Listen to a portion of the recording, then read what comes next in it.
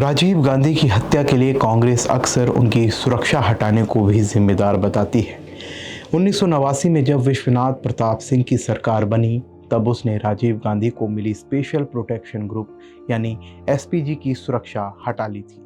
लेकिन अगर पूर्व प्रधानमंत्री ने टीएन शेषन की एक सलाह मानी होती तो 89 में उनकी सुरक्षा नहीं हटती। नमस्कार, मैं हूं आपके साथ शुभम गुप्ता और आप देखना शुरू कर चुके हैं जनहित टाइम्स का खास कार्यक्रम ब्लैक एंड व्हाइट राजनीति। इसमें हम आपको ब्लैक एंड व्हाइट ज़माने की राजनीति के किस्से बताते हैं, जिसे सुनकर आप पुराने भारत को समझ सकते हैं, उससे प्रेम कर सकते हैं।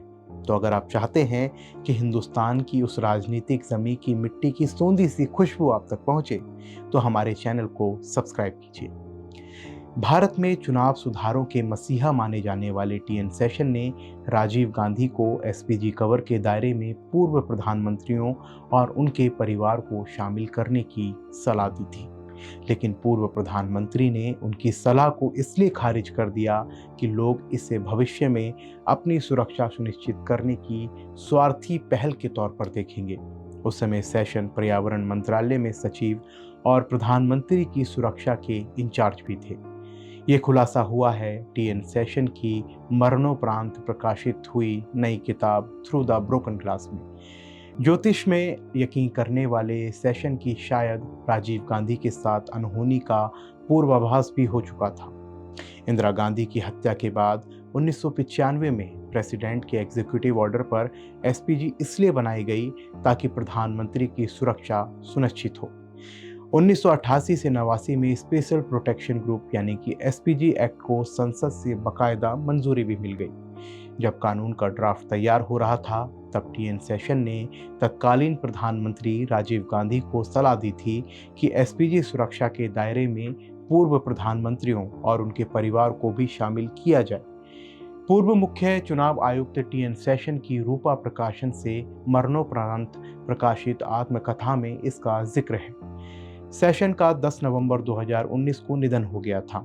English news website Indian express ने अपनी एक रिपोर्ट में किताब के उस हिस्से का जिक्र किया है जिसमें शेषन ने राजीव गांधी को अपनी सलाह के बारे में लिखा है। उन्होंने राजीव गांधी को आगाह किया था कि प्रधानमंत्री पद से हटने के बाद उनकी सुरक्षा को खतरा हो सकता है। उस वक्त उन्होंने अमेरिका का उदाहरण भी दिया, जहां एफबीआई पूर्व राष्ट्रपति और उनके परिवारों को सुरक्षा देती रहती है। शेषन ने लिखा है, इस प्रैक्टिस का जिक्र करते हुए मैंने दलील दी थी कि राजीव और उनके परिवार को तब भी सुरक्षा की जरूरत होगी जब वे चुनाव में हार या किसी अन्य कारण से अपने पद पर नहीं रहेंगे। लेकिन राजीव सहमत नहीं हुए। उनका ये मानना था कि लोग इसे स्वार्थ के रूप में देखेंगे। मैंने उन्हें समझाने की कोशिश की, लेकिन कोई फायदा नहीं हुआ। शेषन ने अपनी किताब में ये भी खुलासा किया है कि उन्होंने बतौर कैबिनेट सेक्रेटरी वीपी सिंह सरकार को सुझाव दिया था कि राजीव गांधी की सुरक्षा न हटाई जाए, लेकिन सरकार नहीं मानी। 2 दिसंबर 1989 को वीपी सिंह प्रधानमंत्री बने। उन्होंने अगले दिन इस बात को लेकर बैठक हुई कि राजीव गांधी को एसपीजी सुरक्षा जारी रखी जाए उनकी, या फिर नहीं रखी जाए। बैठक में शेषन ने जोर देकर कहा कि पूर्व प्रधानमंत्री की सुरक्षा न हटाई जाए क्योंकि उनको खतरा है। किताब में शेषन ने लिखा है कि उन्होंने वीपी सिंह सरकार को ये सुझाव दिया कि पूर्व प्रधानमंत्रियों को भी सुरक्षा के दायरे में शामिल करने के लिए कुछ खास नहीं करना होगा, बस राष्ट्रपति के आदेश से ये हो जाएगा। पूर्व मुख्य चुनाव आयुक्त ने लिखा है, लेकिन वीपी सिंह सरकार इस पर सहमत नहीं थी। दिसंबर के तीसरे हफ्ते तक मैं कैबिनेट सेक्रेटरी रहा और तब तक राजीव की सुरक्षा पर कोई फैसला नहीं लिया गया। जब मैं कैबिनेट सेक्रेटरी के पद से हटा, तब राजीव गांधी को दी गई एसपीजी सुरक्षा वापस ले ली गई। किताब में शेषन ने ज्योतिष में अपनी रुचि का भी जिक्र किया है। यहाँ तक कि उन्होंने ये इशारा किया है कि उन्हें राजीव गांधी की असामयिक मौत का भी अंदाजा पहले से हो गया था।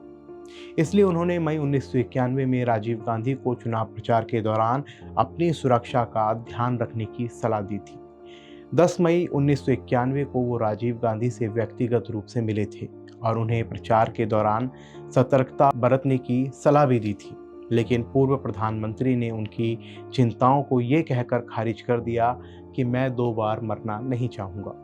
17 मई को शेषन ने फैक्स करके भी राजीव गांधी को सुरक्षा पर ध्यान देने को कहा, लेकिन जब तक वो उनके संदेश को पढ़ते उससे पहले ही 21 मई को श्री पेराबुदुर में एक आत्मघाती हमले में उनकी हत्या हो गई। तो कैसा लगा आपको हमारा आज का ये कार्यक्रम, हमें कमेंट सेक्शन में ज़रूर बताएं। और साथ ही ब्लैक एंड वाइट ज़माने की राजनीति को जानने के लिए, उसके बारे में समझने के लिए जनहित टाइम्स को सब्सक्राइब कीजिए।